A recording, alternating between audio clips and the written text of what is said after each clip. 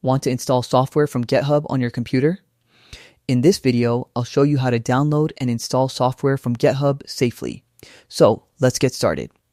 First, open your web browser and go to the GitHub website at github.com.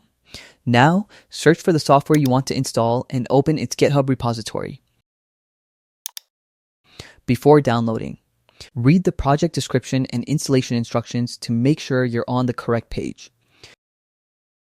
Next, go to the Releases section and open the latest stable release of the software.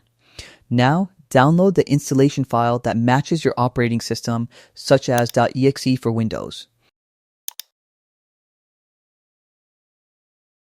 Once the download is complete, open the installer. Follow the on-screen instructions to complete the installation. After the installation is finished, the software will launch automatically on your PC. If the project doesn't provide an installer, download the appropriate portable version or follow the installation instructions provided in the repository's README file. And that's it.